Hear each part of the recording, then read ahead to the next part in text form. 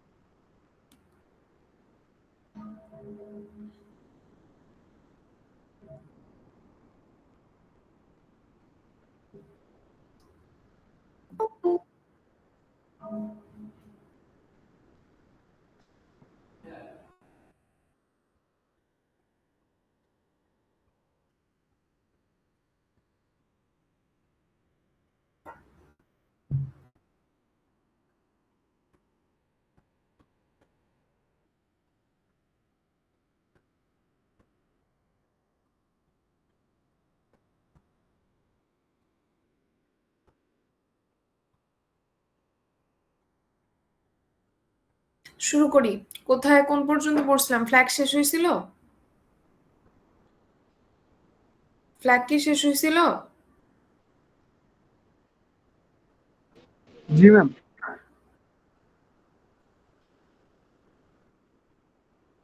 ফ্ল্যাগে কি কি দেখানো হয়েছিল রিফাত?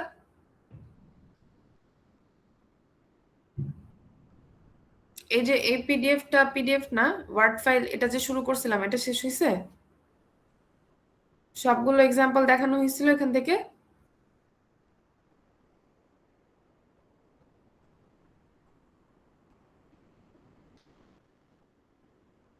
না ম্যাম, সবগুলো ম্যাম দেখানো হয়নি।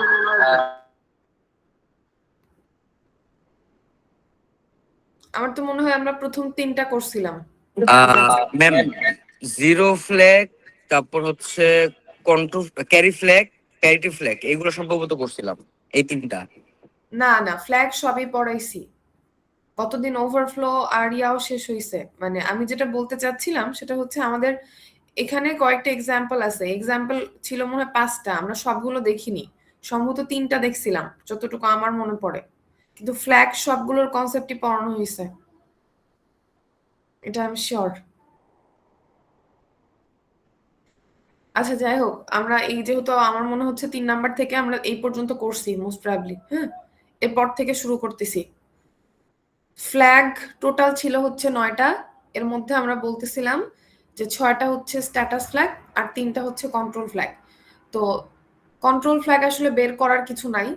আমাদের পরীক্ষার হলে যদি চাওয়া হয় তাহলে আমাদের বুঝতে হবে যে স্ট্যাটাস ফ্ল্যাগে আমাদের কাছে চাওয়া হয়েছে, ঠিক আছে? কারণ কন্ট্রোল ফ্ল্যাগ এটা আসলে প্রোগ্রামাররা নিজেদের মানে প্রোগ্রামের প্রয়োজনে কখনো এটাকে হাই করে, কখনো এটা লো করে, এবং হাই বা লো করার আলাদা কিছু নিয়ম আছে। কিছু কিছু কন্ট্রোল ফ্ল্যাগের জন্য আমাদের আলাদা ইনস্ট্রাকশনও আছে। 1 মিনিট। হ্যাঁ দাঁড়ান ভাইয়া, 1 মিনিট। হ্যাঁ একটা নিয়ে যান।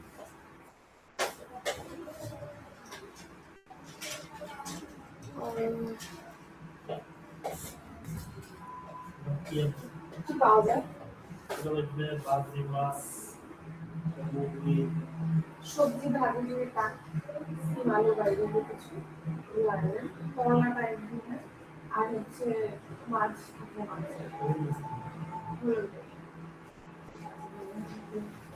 ভাইয়া আপনি যা খাবেন একটু সাথে নিয়ে আসেন। না না না, নিয়ে আসেন। হ্যাঁ এখানে খাবি নিয়ে আসছেন, বলেনি তো। ঠিক আছে ভাইয়া। আচ্ছা হ্যাঁ, শুরু করি। আমরা দেখেন, আমরা স্ট্যাটাস ফ্ল্যাগের কথা বলতেছিলাম যে আমাদের যদি পরীক্ষার হলে আসে তাহলে আমাদের বুঝতে হবে যে আমাদের স্ট্যাটাস ফ্ল্যাগই বের করতে বলা হয়েছে, কন্ট্রোল ফ্ল্যাগ না। কন্ট্রোল ফ্ল্যাগ আমরা এটা শেষ করে তারপর কন্ট্রোল ফ্ল্যাগে যাব।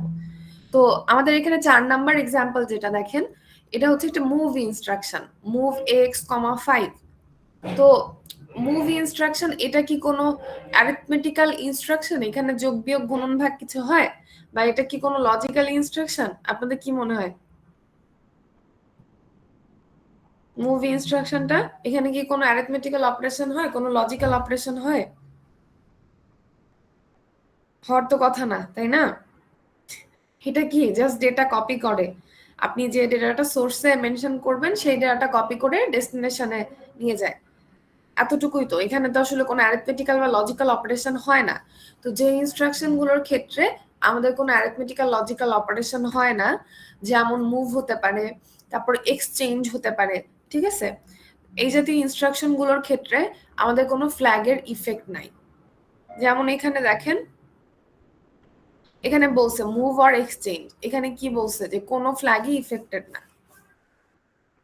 অ্যাডিশন আর সাবট্রাকশনের ক্ষেত্রে সব ফ্ল্যাগের ইফেক্ট আছে। ইনক্রিমেন্ট ডিক্রিমেন্টের ক্ষেত্রে আমাদের বলছে অল এক্সেপ্ট সিএফ।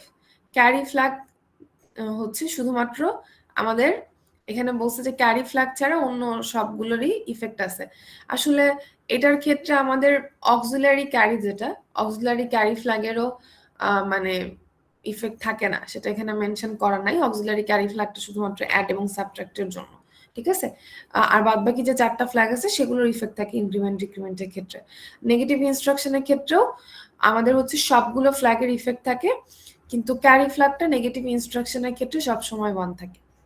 এখানে কিন্তু বলছে দেখেন যে carry flag is equal 1 unless result is 0। তো কোনো কিছু টুস কমপ্লিমেন্ট করে রেজাল্ট 0 হওয়াটা এটা হচ্ছে আনলাইকলি একটা বিষয়, ঠিক আছে, এটা হয় না জেনারেলি। তো দ্যাটস ওয়াই নেগেটিভ ইনস্ট্রাকশনের ক্ষেত্রে আমরা চোখ বন্ধ করে বলতে পারি যে ক্যারি ফ্ল্যাগটা সবসময় 0 হবে। আর আদার যে ইনস্ট্রাকশন গুলো সেগুলোর ক্ষেত্রে আমাদের ফ্ল্যাগ চেঞ্জ হয় ইয়া ফ্ল্যাগ বাদে, অক্সিলারি ক্যারি ফ্ল্যাগ বাদে, এবং কিছু কিছু ক্ষেত্রে ক্যারি ফ্ল্যাগ বাদে। ক্যারি ফ্ল্যাগটা বেসিক্যালি কাজ করে আমি বলছিলাম যোগ বিয়োগ এবং শিফট রোটেট ইনস্ট্রাকশনের জন্য। আদার্স যে ইনস্ট্রাকশন গুলো এগুলোর ক্ষেত্রে আমাদের ক্যারি ফ্ল্যাগের তেমন একটা ভূমিকা নাই, অক্সিলারি ক্যারিটা শুধুমাত্র যোগ বিয়োগের জন্য, ঠিক আছে। তো যেটা বলতে চাচ্ছিলাম এখান থেকে সামারিটা হচ্ছে কোনো ইনস্ট্রাকশন যেটাতে আমাদের কোনো অ্যারিথমেটিক্যাল লজিক্যাল অপারেশন হচ্ছে না, যেমন মুভ ইনস্ট্রাকশন, এক্সচেঞ্জ ইনস্ট্রাকশন, এই ইনস্ট্রাকশন গুলোর উপরে ফ্ল্যাগের কোনো ইম্প্যাক্ট নাই। ফ্ল্যাগের ইম্প্যাক্ট নাই বলতে আমি বোঝাচ্ছি যে আগের ইনস্ট্রাকশনে ধরেন আপনি একটা মুভ কমান্ড দিচ্ছেন, এর আগের ইনস্ট্রাকশনে ফ্ল্যাগ যা থাকবে মুভ ইনস্ট্রাকশনের পরেও ওইটা আনচেঞ্জ থাকবে। এর আগের ইনস্ট্রাকশনে যদি ফ্ল্যাগের স্ট্যাটাস 0 থাকে, কোনো একটা ফ্ল্যাগের স্ট্যাটাস, মুভ ইনস্ট্রাকশনের পরেও ওটা 0ই থাকবে, ওটা চেঞ্জ হবে না। বা এক্সচেঞ্জ ইনস্ট্রাকশনের পরেও তাই, এক্সচেঞ্জ ইনস্ট্রাকশনের সাথে সাথে কোনো ফ্ল্যাগ চেঞ্জ হবে না। ওকে, এখন আমাদের এখানে আরেকটা ইনস্ট্রাকশন আছে নেগেটিভ ইনস্ট্রাকশন। নেগেটিভ ইনস্ট্রাকশনটা আমরা পড়ছিলাম এর আগে যে এটা হচ্ছে টুস কমপ্লিমেন্ট করে, তাই না? আমরা এখানে যে রেজিস্টার বা মেমোরি লোকেশন যেটাই মেনশন করি না কেন, সেখানে যে ডেটাটা থাকবে সেই ডেটাটাকে টুস কমপ্লিমেন্ট করে দিবে এবং সেই রেজিস্টার এবং মেমোরি লোকেশনে স্টোর করবে। দ্যাট মিনস আমি যখন বলবো নেগেটিভ এক্স, তখন এক্স এর মধ্যে যে ডেটা থাকবে, যেমন এখানে আছে 8000 ধরে নেওয়া হয়েছে, এখানে 8000 আছে, তো 8000 একটা স্পেশাল কারণে ধরে নেওয়া হয়েছে। 8000 যদি থাকে তাহলে 8000 এর টুস কমপ্লিমেন্ট হবে এবং সেটা এক্স এ স্টোর হবে। কিন্তু এখন 8000 কেন ধরে নেওয়া হয়েছে এই এক্সেপশনটা, সেটা আমরা একটু দেখি। দেখেন, যখন আমরা নেগেটিভ এক্স ইনস্ট্রাকশন ইউজ করব 8000 এর টুস কমপ্লিমেন্ট হবে। 8000 এর টুস কমপ্লিমেন্ট কত হয় আপনারা কেউ বলতে পারবেন আমাকে? 8000 এর টুস কমপ্লিমেন্ট কত হয়? এনিওয়ান? টুস কমপ্লিমেন্ট তো আই গেস আপনারা করতে পারেন, তাই না? কত হয় 8000 টুস কমপ্লিমেন্ট?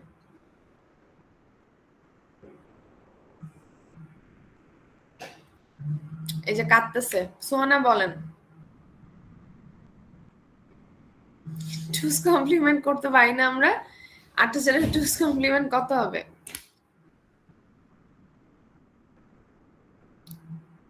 ও এটা না, 8000 কে টুস কমপ্লিমেন্ট করে দেখবেন 8000ই আসে, বা 80h কে টুস কমপ্লিমেন্ট করে দেখবেন 80h এ আসে, ঠিক আছে। এই জন্য এই এক্সেপশনটা ধরা হইছে। কেন? ধরেন আপনি এটাকে টুস কমপ্লিমেন্ট করলেন, 8000 কে টুস কমপ্লিমেন্ট করলেন, দেখবেন এই নাম্বারটাই আসবে, মানে এটাই, এই নাম্বারটাকে টুস কমপ্লিমেন্ট করলে এই নাম্বারটাই আসে, ঠিক আছে। এটা একটা রেয়ার কেস যেটা শুধুমাত্র 8000 এবং 80h এর ক্ষেত্রে হয়। তো এই জন্য এখানে এক্সেপশনটা দেখানো হয়েছে। দেখেন এখানে আমাদের আমি একটু আগে বলে আসছি নেগেটিভ ইনস্ট্রাকশনের সময় সব সময় CF1 হয়, তো এটা নিয়ে আসলে চিন্তা ভাবনা করার কিছু নাই। নেগেটিভ ইনস্ট্রাকশনের উপর অক্সিলারি ক্যারি ফ্ল্যাগের কোনো ইম্প্যাক্ট নাই, এই জন্য দেখেন অক্সিলারি ক্যারি ফ্ল্যাগও এখানে লিখে নাই, ঠিক আছে। আর বাদ বাকি যে ফ্ল্যাগগুলো সেগুলোর কিন্তু ইম্প্যাক্ট আছে সব অ্যারিথমেটিক্যাল লজিক্যাল ইনস্ট্রাকশনের উপরেই, মানে sign flag, parity flag, zero flag. তো এখানে আপনারা দেখতে পাচ্ছেন সাইন ফ্ল্যাগের কথা আমি এর আগের দিনও বলছিলাম যে আমাদের যে আনসার আসবে কোন একটা অপারেশন করে, সেই আনসারের আমাদের মোস্ট সিগনিফিকেন্ট বিট যা থাকবে সাইন ফ্ল্যাগ তাই হবে। তো এখানে আমাদের আনসার হচ্ছে এটা, চুজ কমপ্লিমেন্ট করে এই নাম্বারটা আসে, এটার মোস্ট সিগনিফিকেন্ট বিট আছে হচ্ছে 1, দ্যাট মিন্স সাইন ফ্ল্যাগ 1ই হবে, ঠিক আছে, এ নিয়ে কোনো সন্দেহ নাই। এরপর আসে হচ্ছে মনে করেন জিরো ফ্ল্যাগ। জিরো ফ্ল্যাগ কি হয়, আনসার যদি ওভারঅল 0 হয়ে যায় তখন জিরো ফ্ল্যাগ 1 হয়, আর আনসার যদি নন জিরো হয় তখন জিরো ফ্ল্যাগ 0 হয়। তাহলে এটা কিন্তু আসলে 0 হয়ে যায়নি আনসারটা, তাই না? এটা কি 0? এটা তো 0 না, তার মানে আমাদের জিরো ফ্ল্যাগ এখানে 0 হবে। যদি আনসার 0 হতো তাহলে জিরো ফ্ল্যাগ 1 হতো। গেল। আর কি আছে এখানে আমাদের প্যারিটি ফ্ল্যাগ। প্যারিটি ফ্ল্যাগের ক্ষেত্রে আপনারা জানেন লোয়ার বাইটটা চেক করতে হয়, এই বাইটটা গত 2 দিন হলো বলতেছি, তো এই বাইটটা চেক করতে হয়, লোয়ার বাইট। আমার যদি 8 বিটের রেজাল্ট হয় ফুল 8 বিটটাই চেক করব, যদি 16 বিটের রেজাল্ট হয় তাহলে লোয়ার বাইটটা চেক করতে হয় প্যারিটি ফ্ল্যাগের ক্ষেত্রে। তো এখানে আমাদের এটা খেয়াল করে দেখেন এর মধ্যে কিন্তু একটা 1 নাই, তাই না? তো প্যারিটি ফ্ল্যাগের ক্ষেত্রে আমরা বলছিলাম যদি জোড় সংখ্যক 1 থাকে তাহলে প্যারিটি 1 হয়, আর যদি লোয়ার বাইটে বিজোড় সংখ্যক 1 থাকে তাহলে প্যারিটি 0 হয়। তো এখানে আমাদের কোনো 1ই নাই, মানে 0 সংখ্যক 1 আছে, আর 0 সংখ্যক 1 কে ইভেন ধরা হয়, জোড় ধরা হয়, ঠিক আছে। এই জন্য যখন কোনো লোয়ার বাইটে কোনো আনসারের লোয়ার বাইটে জোড় সংখ্যক মানে 0 সংখ্যক 1 থাকবে সেটাকে আমাদের প্যারিটি 1 এর আন্ডারে ফেলতে হবে। ওকে, গেল। লাস্ট যেটা থেকে গেল এখানে সেটা হচ্ছে ওভারফ্লো। এই ওভারফ্লোটা বোঝানোর জন্য এখানে এক্সেপশনটা কনসিডার করা হয়েছে, ঠিক আছে।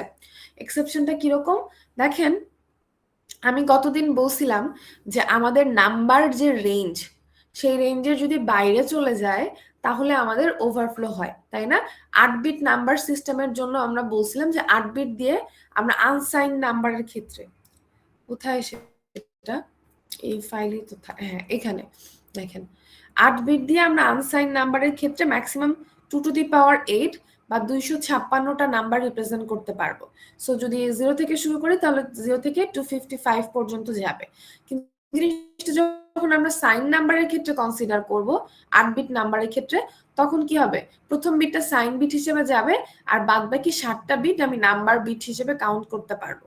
তাহলে ওভারঅল আমি কম্বিনেশন পাচ্ছি হচ্ছে 0 সামনে রেখে 2 টু দি পাওয়ার 7, মানে 0 সামনে রেখে 128টা, আর সাইন বিট 1 রেখে, সাইন বিট 0 রেখে 128টা, আর সাইন বিট 1 রেখে আরো 128টা। তাহলে আমি কিন্তু 256টাই পাচ্ছি।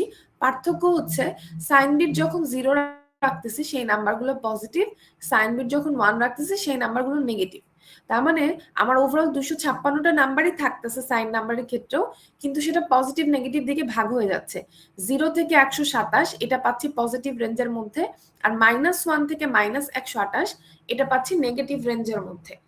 তারপরে যখন আমরা সেম জিনিসটা 16 বিটের রেজিস্টারে 16 বিট নিয়ে চিন্তা করব, তখন আমরা 2 টু দি পাওয়ার 16 বা 65,536টা কম্বিনেশন পাবো, বা এতগুলো নাম্বার আমরা রিপ্রেজেন্ট করতে পারবো। 65,536 মানে কি, 0 থেকে শুরু করলে 65,535 পর্যন্ত যাবে। ঠিক তেমনি যদি আপনি আনসাইন না চিন্তা করে সাইন নাম্বারের কথা চিন্তা করেন তাহলে 0 থেকে 65,535 কিন্তু তখন আর থাকবে না, তখন আমাদের 65,536 এই টোটাল নাম্বার হাফ হয়ে যাবে, হাফ যাবে পজিটিভের জন্য, হাফ যাবে নেগেটিভের জন্য। তার মানে 0 থেকে 32,768 যাবে পজিটিভের জন্য, আর -1 থেকে -32,768 যাবে নেগেটিভের জন্য। যেটা আমি বলতে চাচ্ছি তার অর্থ হচ্ছে এই রেঞ্জের বাইরে চলে গেলে আমাদের ওভারফ্লো হয়ে যাবে। এখন এই যে 8,000 যেটা, হ্যাঁ 8,000 নাম্বারটা কিন্তু আপনারা যদি এটা বাইনারিতে কনভার্ট করেন তাহলে এরকম আসে। এখন এই নাম্বারটার দেখেন, একটু চিন্তা করে দেখেন, এই নাম্বারটা কিন্তু আমাদের এই যে এখানে যাচ্ছি -32,867 এর কোরেসপন্ডিং বাইনারি হচ্ছে ওইটা, মানে -32,867 মানে কি 32,600 এর টুস কমপ্লিমেন্ট। তাহলে এটাকে এই 32,867 কে আপনারা টুস কমপ্লিমেন্ট করে দেখবেন, দেখবেন ওই নাম্বারটাই আসে। মানে আমি 32,768 দিলে ও বেসিক্যালি নিবে হচ্ছে এই নাম্বারটা টুস কমপ্লিমেন্ট, সেটা টুস কমপ্লিমেন্ট কিন্তু ওই যে 1 দিয়ে 15টা জিরোই হয়। তার মানে এর থেকে বেশি যদি হয় তাহলে কিন্তু কি হয়ে যাবে, ওভারফ্লো হয়ে যাবে। সেটাই এখানে হইছে। আমরা এই জিনিসটা আরেকভাবে চিন্তা করতে পারি। সেটা হচ্ছে আমরা জানি যখনই কোনো ফলস কন্ডিশন ক্রিয়েট হয়, যেমন গতদিন আমরা দেখছিলাম যে পজিটিভ পজিটিভ যোগ করে পজিটিভ পাওয়ার কথা কিন্তু নেগেটিভ হয়ে যাচ্ছে, বা নেগেটিভ নেগেটিভ যোগ করে নেগেটিভ পাওয়ার কথা কিন্তু পজিটিভ হয়ে যাচ্ছে, তখনই আমরা বলতেছি যে ওভারফ্লো হচ্ছে, তাই না? ওটা ছিল আমাদের শর্টকাট নিয়ম। তো দেখেন এখানে আমরা কিন্তু ইজিলি বুঝতে পারি জিনিসটা কিভাবে। আপনি যে কোনো নাম্বার কনসিডার করেন, ধরেন আমি একটা 8 বিট নাম্বারই কনসিডার করলাম 11000011, এই নাম্বারটা আমি ধরে নিলাম। এখন এটাকে আমি বললাম যে এটাকে তোমরা টুস কমপ্লিমেন্ট করো, এটাকে টুস কমপ্লিমেন্ট করো। তাহলে এটাকে টুস কমপ্লিমেন্ট করলে কত হয় বলতে পারবেন? এটাকে টুস কমপ্লিমেন্ট করলে কত হয়?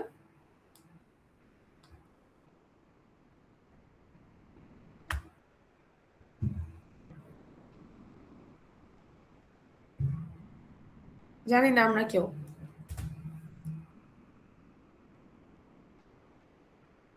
আচ্ছা একটা কাজ করি তাইলে,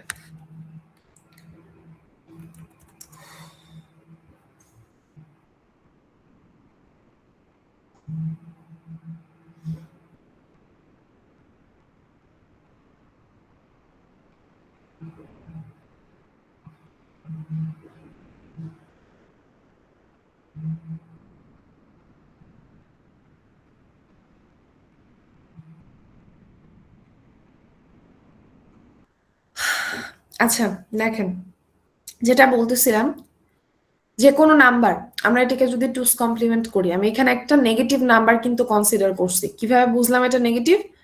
এটার সাইন বিটটা হচ্ছে 1, ঠিক আছে? এটার সাইন বিটটা হচ্ছে 1, তো এটাকে টুস কমপ্লিমেন্ট করলে কত হয়?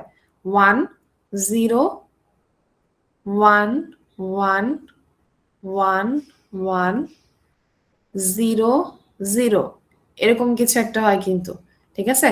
তার মানে যখনই আমরা কোনো নেগেটিভ নাম্বারকে টুস কমপ্লিমেন্ট করব আমরা একটা পজিটিভ নাম্বার পেয়ে যাই। কিন্তু একটা পজিটিভ নাম্বারকে টুস কমপ্লিমেন্ট করলে একটা নেগেটিভ নাম্বার পাওয়া যায়, মানে ওইটার টুস কমপ্লিমেন্ট ভার্সন, তাই না? যেমন এই নাম্বারটাকে যখন আমি টুস কমপ্লিমেন্ট করতেছি এটা কিন্তু এটা পজিটিভ ফর্মে চলে আসতেছে। তো এখানে এটা সব ক্ষেত্রে এই জিনিসটা ট্রু। আপনি অন্য যে কোনো একটা নাম্বার কনসিডার করে দেখেন, এই নাম্বারটাকে টুস কমপ্লিমেন্ট করবেন, সব সময় এই যে সাইন বিটটা চেঞ্জ হয়ে যাবে। কিন্তু অনলি 8008 মানে যে 8008 00 না 000 আর কি, এবং 808 এর ক্ষেত্রে এই জিনিসটা ডিফারেন্ট, ঠিক আছে? কারণ এটা কেন ডিফারেন্ট হয়? কারণ 808টা হচ্ছে আমাদের 8 বিটের রেঞ্জের সাইন নাম্বারের মধ্যে, মানে নেগেটিভ নাম্বারের মধ্যে ম্যাক্সিমাম নাম্বার। ঠিক তেমনি 8008 এটা হচ্ছে 16 বিট নাম্বার সিস্টেমের নেগেটিভ নাম্বারের মধ্যে ম্যাক্সিমাম নাম্বার। এই জন্য এই ঘটনাটা ঘটে। দ্যাট মিনস এখানে একটা ফলস কন্ডিশন ক্রিয়েট হচ্ছে। যখনই কোনো ফলস কন্ডিশন ক্রিয়েট হয়, যে কোনো রকম ফলস কন্ডিশন যখন ক্রিয়েট হয় তখন ওভারফ্লো 1 হয়ে যায়, ঠিক আছে? সো এখানে ওভারফ্লো ফ্ল্যাগটা 1 হয়েছে। এখন আমরা এই জিনিসটা দেখে আমাদের যদি সবসময় রেঞ্জ মাথায় নাও থাকে যে রেঞ্জ নিয়ে কিভাবে চিন্তা করব বা কেমন কি হবে, আমরা ওই জিনিসটা চেক করতে পারি যে আমাদের কোনো ফলস কন্ডিশন ক্রিয়েট হয়েছে কিনা। যেমন এর আগের প্রবলেমগুলোর ক্ষেত্রে আমরা দেখছিলাম যে ওই যে যদি কোনো নেগেটিভ নাম্বার থেকে নেগেটিভ নাম্বারকে বিয়োগ করি, তাই না? যদি এই যেমন এই প্রবলেমটা, এখানে একটা বড় নেগেটিভ নাম্বার থেকে ছোট পজিটিভ নাম্বারকে বিয়োগ করা হয়েছে, তো আনসার নেগেটিভ হওয়ার কথা, কিন্তু এই আনসারটা কিন্তু পজিটিভ চলে আসছে। কেন আনসার পজিটিভ চলে আসছে? 7 কে ভাঙলে আমরা কি পাই? 0 1 1 1, তার মানে সাইন বিটটা এখানে 0, তার মানে ডেফিনেটলি এটা ওভারফ্লো 1 হবে। দেখেন ঠিক আছে? সো আমরা যদি রেঞ্জে আমাদের মাথায় নাও থাকে, আমরা এই ট্রু কন্ডিশন ফলস কন্ডিশন দিয়ে কিন্তু এই জিনিসটা চেক করতে পারি যে আদৌ আমাদের ফ্ল্যাগের স্ট্যাটাসটা কি হবে। তো অবশ্যই আমাদের মিড টার্ম পরীক্ষায় ফ্ল্যাগ থেকে একটা প্রশ্ন থাকবে এবং ভালো মার্কস একটা প্রশ্ন থাকবে। সো সেভাবে আপনারা প্রিপারেশন নেবেন। আমাদের এই জায়গাটায় মানে হচ্ছে এই টপিকটা শেষ, স্ট্যাটাস ফ্ল্যাগের টপিক শেষ। আপনাদের কি কারো এখান থেকে কোনো প্রশ্ন আছে? থাকলে করতে পারেন। এনিওয়ান? নাকি আমি আগাবো? প্রশ্ন তখন থাকবে যখন পড়াশোনা করবো আমরা, তাই না? পড়াশোনা না করলে কোথা থেকে প্রশ্ন আসবে? আমি পড়ায় চলে যাচ্ছি, এগুলা খুলে কেউ দেখতেছেও না। ম্যাম আজকে কনসেন্ট্রেশন পাচ্ছি না। আপনি কি গতদিন কনসেন্ট্রেশন পাইছেন উৎসব? বলেন তো। গতদিন করছিলাম ম্যাম, বাট আজকে বাইরে তো এই জন্য হচ্ছে ক্লাসই যদি করতে পারতেছি গতদিন না। কনসেন্ট্রেশন পেয়ে থাকতেন তাইলে বলতেন না যে ম্যাম ওই 3টা ফ্ল্যাগ পর্যন্ত পড়ানো হয়েছে, কারণ পড়ানো হয়েছে আরো এগুলো পড়ানো হয়েছে। 3টা আমি ফ্ল্যাগ হচ্ছে পর্যন্ত ম্যাডাম ফার্স্ট আগের দিন 3টা। পড়ানো হয়েছিল, জি তাই না? ওটা হচ্ছে গত ক্লাসের জি আগের ম্যাম। ক্লাসে পড়া। তাহলে কি হয়ে গেল আপনার বলেন? ক্লাস তো একটা না, 2টা আপনার মাঝখানে ইয়া পড়ে গেছে। তো এগুলো রেকর্ডিং দেখে নিয়েন জি ম্যাম। আপনারা, কিন্তু পরীক্ষার সময় ঝামেলা হয়ে যাবে। যাই হোক, দেখেন আমরা কন্ট্রোল ফ্ল্যাগটা শুরু করি। কন্ট্রোল ফ্ল্যাগের ক্ষেত্রে আমরা কি বলতেছিলাম যে পরীক্ষার হলে কন্ট্রোল ফ্ল্যাগ 1 না 0 এটা চাওয়া হবে না।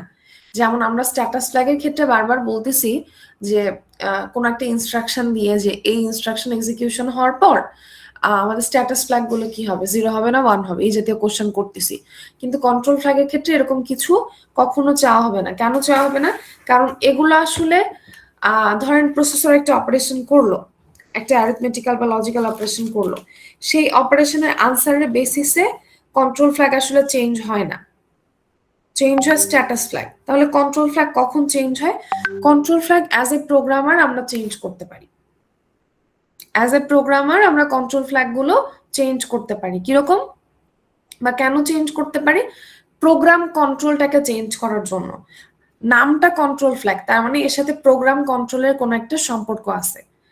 যেমন ট্রেস ফ্ল্যাগ দিয়ে শুরু করি। দেখেন, আমরা যখন ট্রেনার কিটে ওইভাবে আসলে এখনো কাজ করা হয় নাই আমাদের, কিন্তু 2-1 দিন একদম শুরুর দিন আর মাঝখানে একদিন আমি দেখাইছিলাম যে ট্রেনার কিটে কিভাবে কোড আপলোড করতে হয়। তো ট্রেনার কিটে আমাদের অনেকগুলো কি আছে, তার মধ্যে একটা কি আছে এসটিপি। আমি জানি না আপনাদের মনে আছে কিনা, নেক্সট দিন গেলে একটু খেয়াল করে দেখেন। এসটিপি নামে একটা কি আছে, ঠিক আছে? এই এসটিপি কি এর কাজ হচ্ছে, যদি আমি একটা প্রোগ্রাম লিখি, মনে করেন আমি 10-12 লাইনের একটা প্রোগ্রাম লিখলাম, তাহলে এটাকে কি করবে? একটা একটা করে ইনস্ট্রাকশন এক্সিকিউট করবে, তাই না? সেম জিনিস কিন্তু আমাদের ইমুলেটরেও আছে। আমরা যে ইমুলেটরটাতে প্রোগ্রাম লিখি ওইখানেও কিন্তু সিঙ্গেল স্টেপের একটা অপশন আছে, রানের একটা অপশন আছে।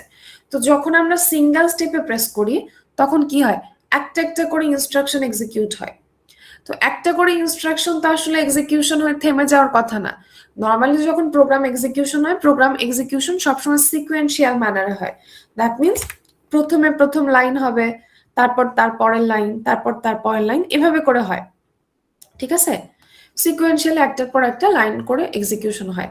কিন্তু এই যে একটা করে এক্সিকিউশন হচ্ছে আর থেমে যাচ্ছে, কারণ কি? একটা করে ইনস্ট্রাকশন এক্সিকিউট প্রসেসর করতেছে এবং এরপরে একটা করে ইন্টারাপ্ট ক্রিয়েট হচ্ছে, একটা বাধা ক্রিয়েট হচ্ছে, ঠিক আছে? এই জন্য কিন্তু জিনিসটা থেমে যাচ্ছে। তারপরে যখন আমি আবার সিঙ্গেল স্টেপে প্রেস করতেছি, আবার আরেকটা ইনস্ট্রাকশন এক্সিকিউট হয়ে থেমে যাচ্ছে, আরেকটা ইন্টারাপ্ট পাচ্ছে। অর্থ হচ্ছে ট্রেস ফ্ল্যাগটার কাজ হচ্ছে সিঙ্গেল স্টেপ এক্সিকিউশন অ্যাক্টিভেট রাখা। Listen to me very carefully, আমি কি বলতেছি।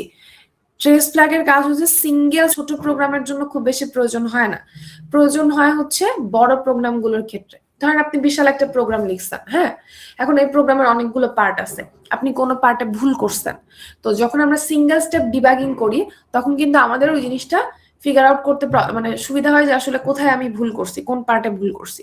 তো ট্রেস ফ্ল্যাগের কাজটা হচ্ছে, যদি প্রোগ্রামার ট্রেস ফ্ল্যাগকে হাই রাখে, ঠিক আছে, টিএফ কে মনে করেন প্রোগ্রামার হাই করে দিল, 1 করে দিল, তার অর্থ হচ্ছে আমি যে প্রোগ্রামটা লিখবো বা যে প্রোগ্রামটা আমি লিখতেছি সেখানে একটা একটা করে ইনস্ট্রাকশন এক্সিকিউশন হবে। ওভারঅলটা একসাথে এক্সিকিউশন হবে না বা রান হবে না, ঠিক আছে, সিঙ্গেল স্টেপ আকারে এক্সিকিউশন হবে। আর যদি TF0 করা থাকে, TF যদি 0 করা থাকে তাহলে দেখবেন কি হবে, তখন ওভারঅল প্রোগ্রামটা একসাথে এক্সিকিউট হবে, ঠিক আছে, ওভারঅল প্রোগ্রামটা তখন একসাথে এক্সিকিউট হবে। তার মানে সিঙ্গেল স্টেপ এক্সিকিউশন অ্যাক্টিভেট রাখার জন্য TF কে 1 করতে হয়, আর সিঙ্গেল স্টেপ এক্সিকিউশন ডিঅ্যাক্টিভেট করার জন্য TF কে 0 করতে হয়, ঠিক আছে। এর পরেরটা আসতেছে হচ্ছে ইন্টারাপ্ট ফ্ল্যাগ। ইন্টারাপ্ট ফ্ল্যাগ জিনিসটা কি? ইন্টারাপ্ট হচ্ছে এই কোর্সে খুব ইম্পর্ট্যান্ট এবং ইন্টারেস্টিং একটা টপিক, ইন্টারাপ্ট, ঠিক আছে। আমার মনে হয় আপনারা এটা শুনছেন, না জানার একদমই কথা না। যে কোনো ডিভাইস, যে কোনো পেরিফেরাল ডিভাইসকে যখন আমরা প্রসেসরের সাথে কানেক্ট করি, যেমন এটা হইতে পারে আমার প্রিন্টার, হতে পারে আমার মাউস, হতে পারে আমার কিবোর্ড, বা হতে পারে কোনো সাউন্ড সিস্টেম, মানে যে কোনো কিছু যেটা প্রসেসরের সাথে কমিউনিকেট করে কাজ করতেছে। এটা আসলে কিভাবে কাজ করে? ধরেন আমি মাউসে একটা ক্লিক করলাম বা কিবোর্ডে একটা কি প্রেস করলাম, এটা আসলে এই জিনিসটার কিন্তু, এটা যেহেতু একটা এক্সটার্নাল ডিভাইস, পেরিফেরাল ডিভাইস, এই জিনিসটার প্রসেসরের অ্যাটেনশন দরকার। এর প্রোগ্রামগুলো, এর যে ইন্টারাপ্ট সার্ভিস রুটিন প্রোগ্রাম, সেটা এক্সিকিউশন করবে প্রসেসর, ঠিক আছে। এটা কিন্তু কিবোর্ড নিজে এক্সিকিউট করবে না, মাউস নিজে এক্সিকিউট করবে না, ওকে। এই কিবোর্ড বা মাউস যেটা করবে সেটা হচ্ছে প্রসেসরের দৃষ্টি আকর্ষণ করবে। এই দৃষ্টি আকর্ষণ সে কিভাবে করবে? একটা ইন্টারাপ্ট ক্রিয়েটের মাধ্যমে। দ্যাট মিনস যখনই আমি কিবোর্ডে কোনো কি প্রেস করতেছি বা প্রিন্টারে কোনো কমান্ড দিচ্ছি বা মাউসে ক্লিক করতেছি, এই যে সিগন্যালটা, এটা প্রসেসরে যাচ্ছে ইন্টারাপ্ট সিগন্যাল আকারে। মানে সে ধরেন প্রসেসর কোনো কাজ করতেছিল, তার মাঝখানে একটা ইন্টারাপ্ট সিগন্যাল সে পাবে, কাইন্ড অফ বাধা দিচ্ছে। তো যখনই প্রসেসর কোনো ইন্টারাপ্ট সিগন্যাল পাবে, তখন প্রসেসর বুঝতে পারবে যে কোনো পেরিফেরাল ডিভাইস থেকে আমার কাছে রিকোয়েস্ট আসছে, ঠিক আছে। এখন আমাদের 8086 প্রসেসরে, মনোযোগ দিয়ে শুনেন কি বলতেছি, 8086 প্রসেসরে দুইটা ইন্টারাপ্ট পিন আছে। আমরা ল্যাবে যে ট্রেনার কিটে কাজ করি, ওইখানে আমি একদম শুরুর দিকে আপনাদের প্রসেসর দেখাইছিলাম যে কোনটা প্রসেসর। তো ওই প্রসেসরের মধ্যে কিন্তু 40টা পিন ছিল, ঠিক আছে। ওটার পিন গুণে দেখবেন 40টা পিন আছে। এখন 40টা পিনের মধ্যে দুইটা পিন আমাদের ইন্টারাপ্টের জন্য কাজ করে, মানে দুইটা পিন আছে ইন্টারাপ্ট পিন, ওকে। তার মধ্যে একটা পিন হচ্ছে NMI পিন, আরেকটা হচ্ছে INTR পিন।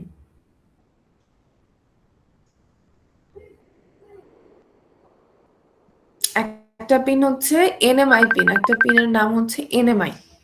এগুলো আমরা যখন মিডের পরে আমাদের এগুলো ডিটেলসে পড়তে হবে, পেরিফেরাল যখন শুরু করব। এখন জাস্ট আইডিয়া দিচ্ছি কনসেপ্টটা বোঝানোর জন্য।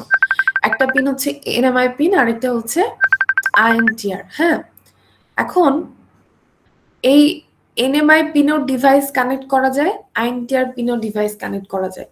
এখন NMI পিনে যদি আপনি কোনো ডিভাইস কানেক্ট করেন, তাহলে সেখান থেকে যদি কোনো রিকোয়েস্ট আসে, প্রসেসরকে অবশ্যই ওইটা ইনস্ট্যান্ট ফিডব্যাক দিতে হবে, ঠিক আছে। মানে ওই ইন্টারাপ্ট রিকোয়েস্টটা থেকে অ্যাকসেপ্ট করতে হবে। কিন্তু যদি INTR পিন থেকে কোনো রিকোয়েস্ট আসে, তাহলে সে মানে প্রসেসর এটাকে অ্যাকসেপ্ট করতেও পারে, নাও করতে পারে, ঠিক আছে।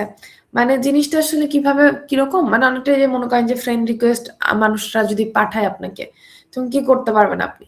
চাইলে সেটা অ্যাকসেপ্টও করতে পারবেন, চাইলে রিজেক্টও করতে পারবেন, কিংবা কিছুদিন ঝুলায় রাখতে পারবেন যে তুমি ওয়েট করো, কয়েকদিন পরে তোমার রিকোয়েস্ট অ্যাকসেপ্ট করবো, ঠিক আছে। তো ইন্টারাপ্ট রিকোয়েস্ট এরকম যে যখন রিকোয়েস্ট পাঠালো কোনো ডিভাইস, প্রসেসর চাইলে ওইটা ইনস্ট্যান্ট অ্যাকসেপ্টও করতে পারে, প্রসেসর চাইলে ওটাকে ডিলে বা ডিসেবলও করতে পারে।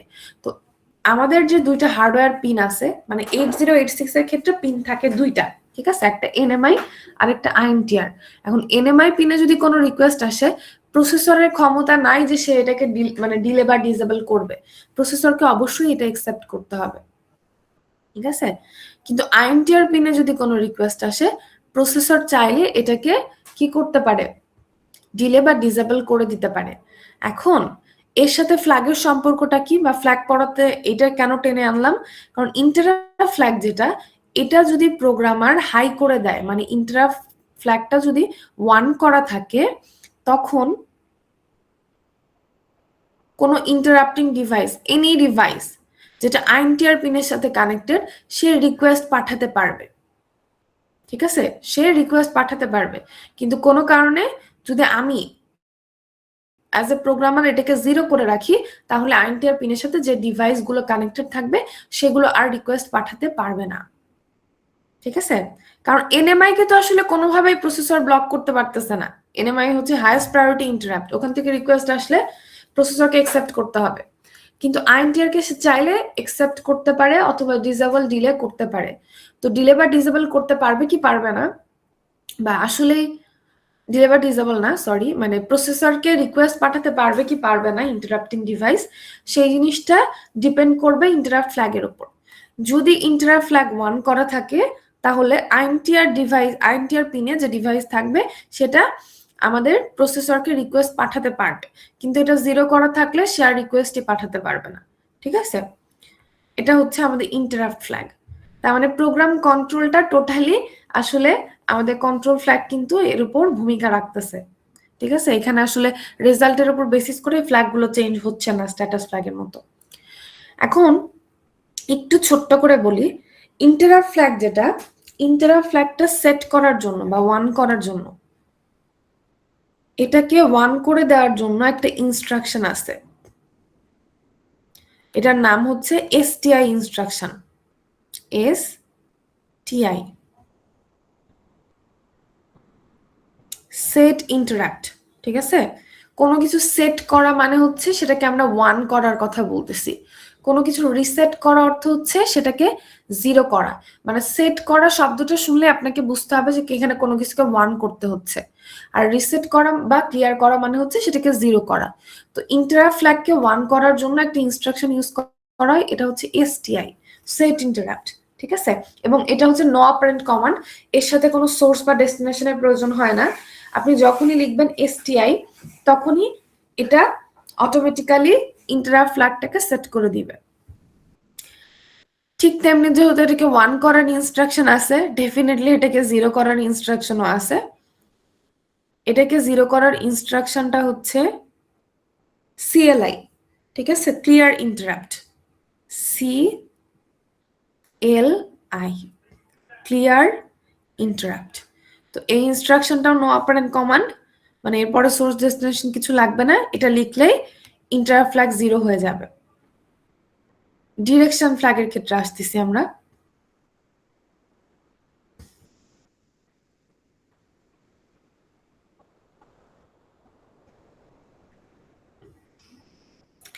ডিরেকশন ফ্ল্যাগটা বেসিক্যালি কাজ করে হচ্ছে স্ট্রিং অপারেশনের সময়। ডিরেকশন ফ্ল্যাগটা বেসিক্যালি কাজ করে হচ্ছে স্ট্রিং অপারেশনের সময়। আমি যদি খুব ইজি একটা এক্সাম্পল দিয়ে বোঝাতে চাই, মনে করেন আপনার মেমোরির লোকেশনে কিছু সেট অফ ক্যারেক্টার আছে বা স্ট্রিং আছে। ঠিক আছে, মানে আপনি মনে করেন একটা সেন্টেন্স লিখছেন, সেই সেন্টেন্সের মধ্যে অনেকগুলো ক্যারেক্টার আছে। এখন এই ক্যারেক্টারগুলো কিন্তু এক একটা করে এক একটা মেমোরি লোকেশন হোল্ড করবে। তো ধরেন আপনার 10টা ক্যারেক্টার আছে, টোটাল 10টা স্ট্রিং আছে, মানে 10টা ক্যারেক্টার মিলে একটা স্ট্রিং। তো এটা মনে করেন মেমোরির 4000 নাম্বার লোকেশন থেকে আছে, 4000 নাম্বার অফসেট অ্যাড্রেস থেকে আছে। ঠিক আছে, 4000 থেকে মনে করেন 4000 এ পর্যন্ত লোকেশন গুলোতে আছে, এটা 10টা টোটাল। ঠিক আছে, এই লোকেশনটা মনে করেন 4000 এ। এখন এখান থেকে আপনি কি করবেন, 4000 এইচ থেকে 4000 এইচ এর ডেটাগুলোকে নিয়ে আপনাকে বলা হলো যে তুমি কি করো, 6000 এ থেকে 6000 এইচ থেকে 6000 এ তে কপি করো। মানে সেম জিনিসটা, যেমন আমরা ডেটা কপি করি না অনেক সময়, কি একটা ফোল্ডার থেকে আরেকটা ফোল্ডারে কপি করি, তার মানে কি ওটা কিছু মেমোরি লোকেশনে ছিল, ওই জায়গা থেকে আমি অন্য মেমোরি লোকেশন নিয়ে যাচ্ছি। তো মনে করেন 4000 থেকে 4000 এতে ও ছিল, আমি ওকে 6000 থেকে 6000 এতে নিচ্ছি। ঠিক আছে, এখন এই যে নিলাম, এর জন্য আমাকে কি করতে হয়, কিছু ইনস্ট্রাকশন দিতে হয়। আমি ইনস্ট্রাকশনের দিকে এখন যাচ্ছি না, যেটা বলতে চাচ্ছি তার অর্থ হচ্ছে এই যে যখন আমি স্ট্রিং অপারেশনের প্রোগ্রাম লিখবো ধরেন কপি হচ্ছে এখান থেকে কপি করে এখানে যাবে ডেটা, তাহলে আমি এখানে দুইটা কাজ করতে পারি। আমাকে কি করতে হবে, এই 10টা মেমোরি ব্লক এখান থেকে কপি করে এখানে নিতে হবে, তাই তো? তো আমি এটা কি শুরু থেকে শুরু করতে পারি, শেষ থেকেও শেষ করতে পারি। মনে করেন ওই যে আমরা ল্যাবে যেরকম লিখছিলাম না, বাংলাদেশ লিখছিলাম ল্যাবে, মনে আছে? বলছিলাম না বি একটা লোকেশনে থাকে, এ একটা লোকেশনে থাকে, এন একটা লোকেশনে থাকে। মনে করেন বিটাকে 4000 থেকে আপনি 6000-এ নিবেন, আর লাস্টে আছে এইচ বাংলাদেশ, এটাকে 4000 এ থেকে 4000 6000 এতে নিবেন ধরে নিচ্ছি, ঠিক আছে? তো তাহলে আপনি কি করতে পারেন, এই লোকেশন থেকে এই লোকেশনে কপি করতে পারেন, তারপরে 4001 থেকে 6001-এ নিতে পারেন, তারপরে 4002 থেকে 6002-এ নিতে পারেন, অথবা আপনি জিনিসটাকে রিভার্সলিও করতে পারেন। মানে এখান থেকে শুরু করে আগে এইচটাকে কপি করতে পারেন, তারপরে এর আগের লোকেশন 4009 থেকে 6009-তে নিতে পারেন। ঘটনা কিন্তু একই ঘটবে, আপনার set of memory block copy করা দরকার। এখন আপনি এটা শুরু থেকে শুরু করলেন না শেষ থেকে শুরু করলেন, এটা কিন্তু কোনো ইম্প্যাক্ট ফেলবে না আসলে, ঠিক আছে? তো ডিরেকশন ফ্ল্যাগটার কাজ হচ্ছে, ডিরেকশন ফ্ল্যাগটা যদি 1 রাখা হয়, এটাকে যদি 1 রাখা হয়,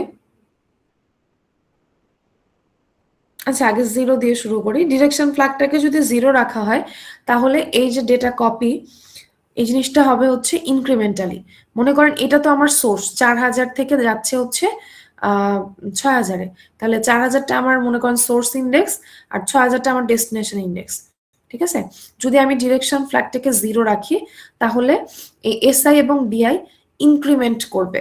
মানে প্রথমে 4000 থেকে কপি হয়ে 6000-এ, 4001 থেকে কপি হয়ে 6001-এ, 4002 থেকে কপি হয়ে 6002, এভাবে যাবে। আর যদি আমি এটাকে 1 করে রাখি 0-র বদলে, তাহলে এটা রিভার্স অর্ডারে কাজ করবে, মানে শেষ থেকে শুরু হবে, ঠিক আছে? মানে 4000 এ থেকে 6000 এতে যাবে, 4009 থেকে 6009 যাবে, 4008 থেকে 6008-এ যাবে, এভাবে করে যাবে, ঠিক আছে? মানে কাজ সেমই হবে, শুধু ডিরেকশনটা ডিফারেন্ট দিকে কাজ করবে। তো এটা বেসিক্যালি কাজ করে স্ট্রিং অপারেশনের ক্ষেত্রে, অন্য অপারেশনের ক্ষেত্রে ডিরেকশন ফ্ল্যাগটা কাজ করে না। এখন আরেকটা বিষয়, সেটা হচ্ছে এটার জন্য ইনস্ট্রাকশন আছে।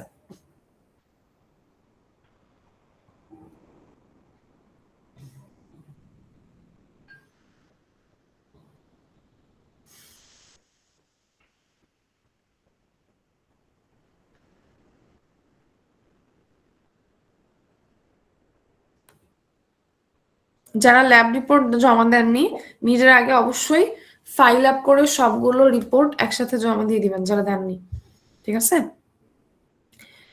ডিরেকশন ফ্ল্যাগ, এটার জন্য হচ্ছে এই যে 0 যখন করব, তার জন্য একটা ইনস্ট্রাকশন হচ্ছে সিএলডি, ঠিক আছে? তার মানে হচ্ছে clear direction flag, CLD instruction. এটা হচ্ছে ডিরেকশন ফ্ল্যাগকে 0 করার জন্য। আর ডিরেকশন ফ্ল্যাগকে 1 করার জন্য ইনস্ট্রাকশন হচ্ছে এসটিডি, সেট ডিরেকশন ফ্ল্যাগ, ঠিক আছে? এটা হচ্ছে সিএলডি, এটা হচ্ছে এসটিডি, ক্লিয়ার ডিরেকশন, আর এটা হচ্ছে সেট ডিরেকশন। আমি ইন্টারাপ্টের জন্য বলছিলাম, ইন্টারাপ্টের জন্য একটা ছিল হচ্ছে 0 করার জন্য সিএলআই, ক্লিয়ার ইন্টারাপ্ট,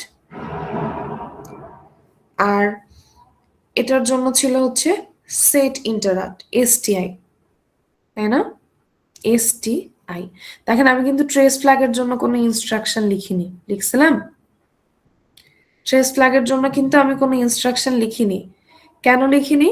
কারণ ট্রেস ফ্ল্যাগের জন্য কোনো ইনস্ট্রাকশন নাই। ট্রেস ফ্ল্যাগকে 1 বা 0 করার জন্য কোনো ডেডিকেটেড ইনস্ট্রাকশন নাই, যেমনটা ইন্টারাপ্ট বা ডিরেকশনের জন্য থাকে। তাহলে প্রশ্ন হচ্ছে, যদি ট্রেস ফ্ল্যাগকে 0 বা 1 করার জন্য কোনো ইনস্ট্রাকশন না থাকে, তো এগুলো আসলে চেঞ্জ প্রোগ্রামাররা কিভাবে করবে? আমি যদি প্রোগ্রাম কন্ট্রোল চেঞ্জ করতে চাই, কিভাবে এটাকে চেঞ্জ করব? এটার জন্য আমাদের ডেডিকেটেড ইনস্ট্রাকশন না থাকলেও এটার ওয়ে আছে, ট্রেস ফ্ল্যাগকে 1 বা 0 করার ওয়ে আছে। কিন্তু সেই জিনিসটা শেখার জন্য আমাদের লজিক্যাল ইনস্ট্রাকশন পড়ে আসতে হবে। লজিক্যাল ইনস্ট্রাকশন মানে হচ্ছে অ্যান্ড, অর, এক্সর, এগুলো পড়ে আসতে হবে, ঠিক আছে? ওটা এখনো আমরা পড়িনি, অবশ্যই মিডের আগে পড়বো, কিন্তু ওটা পড়ে আসতে হবে। তারপর এই ট্রেস ফ্ল্যাগকে কিভাবে সেট বা রিসেট করা যায় সেই জিনিসটা আমরা ওর পরে শিখতে পারবো। তো এই জিনিসটা এখন আমি ধরতেছি না যে ট্রেস ফ্ল্যাগকে কিভাবে সেট বা রিসেট করতে হয়, অ্যান্ড অর ওগুলো যখন পড়াবো তারপরে এসে এই জিনিসটা আমি ক্লিয়ার করবো।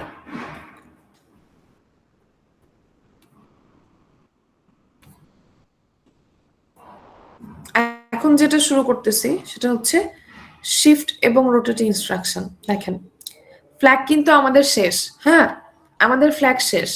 ফ্ল্যাগের একটা জিনিসই শুধু আমরা পড়লাম না, বললাম সেটা হচ্ছে ট্রেস ফ্ল্যাগকে কিভাবে সেট বা রিসেট করতে হয় সেটা আমরা শিখিনি, বাদ বাকি সবকিছু কিন্তু আমাদের ফ্ল্যাগের শেষ। তো সেট বা রিসেটের জন্য আমাদের আগে অ্যান্ড অর ওইসব অপারেশন শিখে আসতে হবে, তারপর ট্রেস ফ্ল্যাগকে সেট বা রিসেট করতে শিখতে হবে।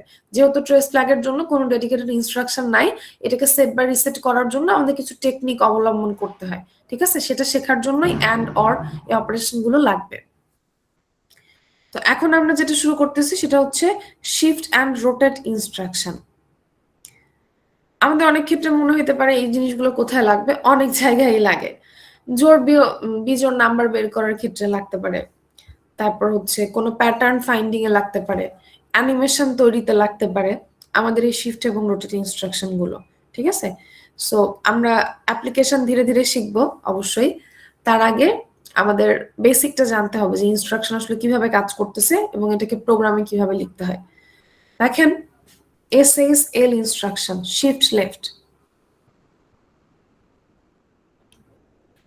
শিফট লেফট ইনস্ট্রাকশনের ক্ষেত্রে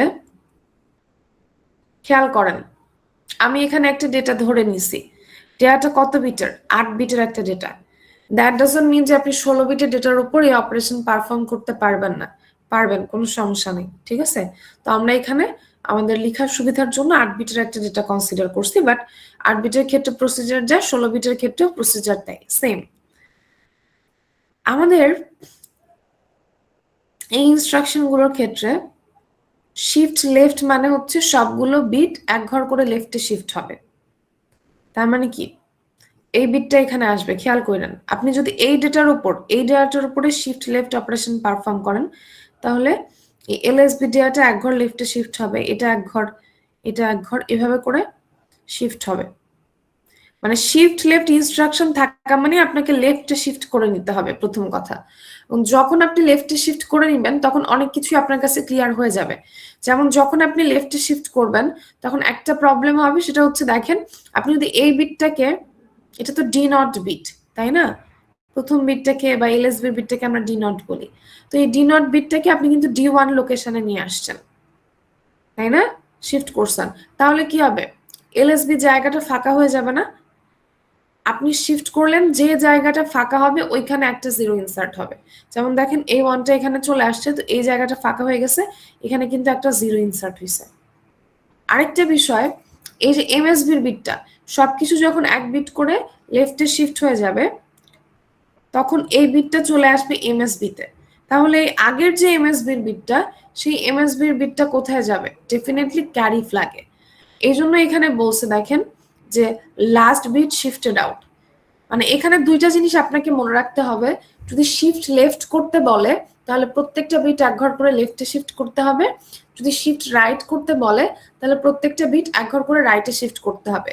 একবার আপনি শিফট করে নিলে বাদ বাকিটা আপনি এমনিই বুঝতে পারবেন, কারণ যখন আমরা লেফট শিফট করব সবকিছু এক ঘর লেফটে চলে আসবে, এলএসবি জায়গাটা ফাঁকা হয়ে যাবে, যে জায়গা ফাঁকা হবে ওইখানে একটা জিরো ইনসার্ট করতে হবে।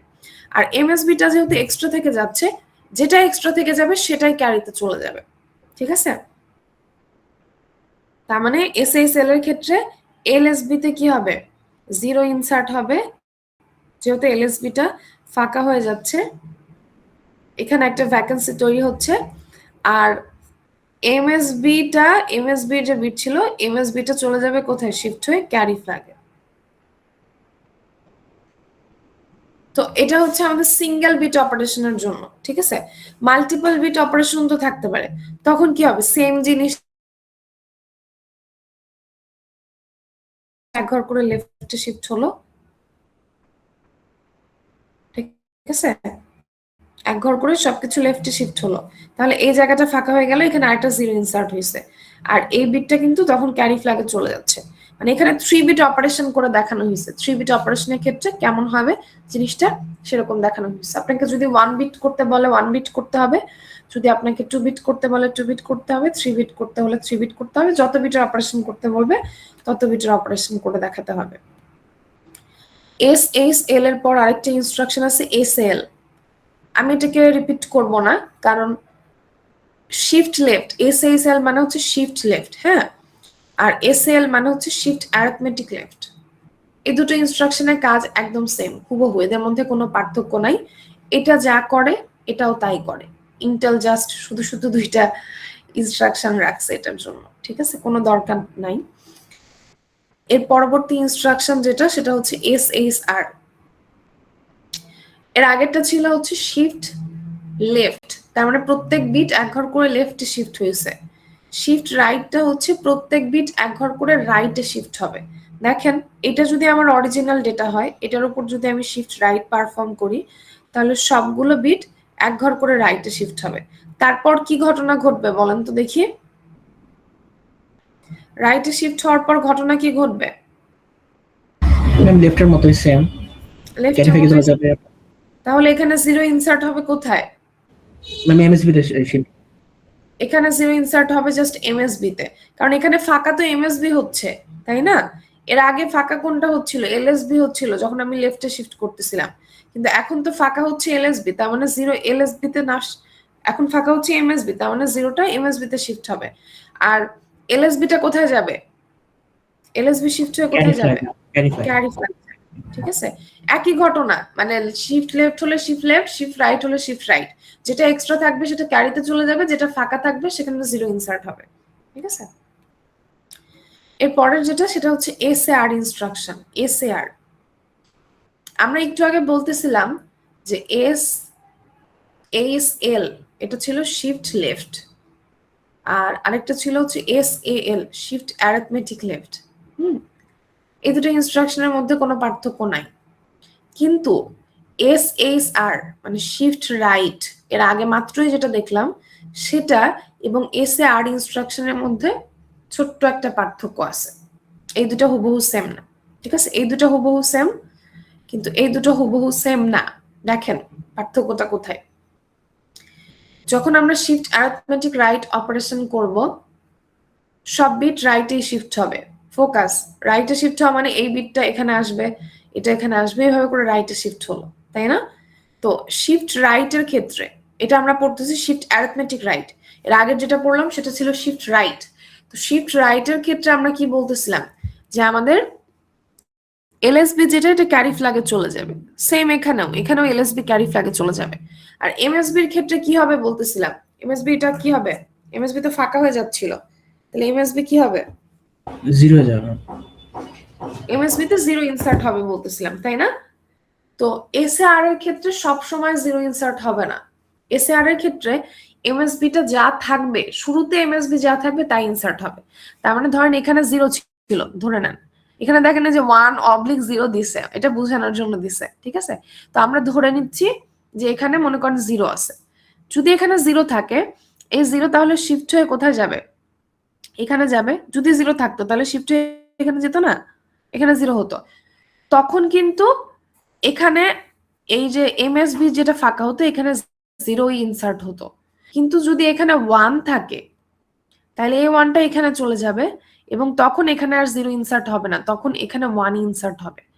তার মানে আমি বলতে চাচ্ছি যে SHR ইনস্ট্রাকশনের ক্ষেত্রে সবকিছু লেফট রাইটে শিফট হয়, হওয়ার পর এলএসবি টা চলে যায় ক্যারি ফ্ল্যাগে এবং এমএসবি টা ফাঁকা হয়, এমএসবি তে সবসময় 0 ইনসার্ট হয়।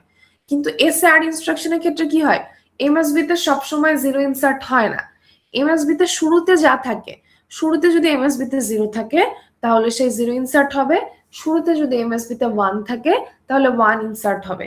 এই জন্য এমএসবি সবসময় তার ভ্যালু ধরে রাখে, আপনি যত বিটারই অপারেশন করেন না কেন, ঠিক আছে, আপনি যত বিটারই অপারেশন করেন না কেন, আপনার এমএসবির ক্ষেত্রে কি হবে, এমএসবিটা সেম থাকবে, ঠিক আছে?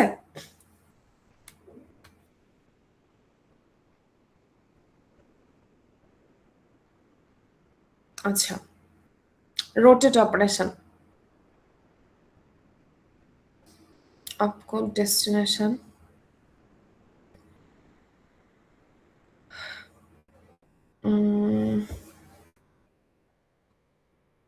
শেষ করে দেই এতটুকু, 4টা ইনস্ট্রাকশন আছে তো শেষ করে দিই, সমস্যা নেই। ROL এর আগের গুলো ছিল হচ্ছে শিফট ইনস্ট্রাকশন, এর পরের 4টা হচ্ছে রোটেট ইনস্ট্রাকশন। রোটেট ইনস্ট্রাকশন দেখেন এটাও সহজ, কোনো সমস্যা নেই। রোটেট ROL মানে রোটেট লেফট, যখনই সাথে লেফট থাকবে আপনাকে বুঝতে হবে আগে আপনাকে সব বিট এক ঘর করে লেফটে শিফট করে নিতে হবে। আই রিপিট, শিফট করে নিতে হবে লেফটে।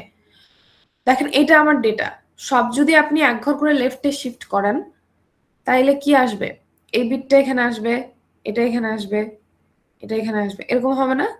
সবকিছু কিন্তু এক ঘর করে লেফটে শিফট করতে হবে, আগেরটার মতো, ওই যে SHL এর মতো আমরা ওখানে লেফট শিফট করছিলাম। পার্থক্যটা কি, SHL এর ক্ষেত্রে কি হচ্ছিল, এখানে একটা জিরো ইনসার্ট হচ্ছিল, মনে আছে আপনাদের, যে এটা ফাঁকা হচ্ছে, এখানে একটা জিরো ইনসার্ট হচ্ছিল। কিন্তু এখন কি হবে, এই যে MSBটা থাকবে, যে MSBটা ক্যারি ফ্ল্যাগে যাচ্ছে, এটাই ঘুরে আবার কোথায় যাবে, এটাই ঘুরে, এই MSBটা ঘুরে যাবে হচ্ছে LSB তে, ঠিক আছে? তার মানে হচ্ছে সব বিট এক ঘর করে লেফটে শিফট করবেন, তারপর MSBটা এক্সট্রা থেকে যাবে, ওই এক্সট্রা MSBটা ক্যারি ফ্ল্যাগেও যাবে, এক্সট্রা MSBটা ঘুরে LSB তেও যাবে, এটাই হচ্ছে পার্থক্য। ক্লিয়ার বিষয়টা? এই জন্য আমরা এটাকে রোটেট অপারেশন বলতেছি, কারণ জিনিসটা ঘুরতেছে, MSBটা ঘুরতেছে আর কি, ঠিক আছে? ROR রোটেট রাইট, এগুলোতে অনেক ইন্টারেস্টিং। ক্লাস 10 শেষে আমাদের আরেকটা ক্লাস আছে এরপর। বুঝিনি বাবা, কি বললেন? ম্যাম বললাম যে ক্লাস টাইম শেষ, আমাদের এরপর আরেকটা ক্লাস আছে ম্যাম। 12:30টায় আপনাদের ক্লাস আছে?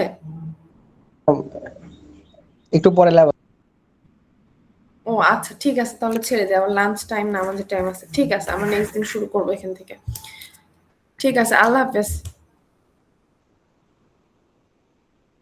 ম্যাম আমার অ্যাটেন্ডেন্সটা মিস হয়েছে, কারেন্ট চলে গেছিল, আহারে। না, ওটা দেওয়া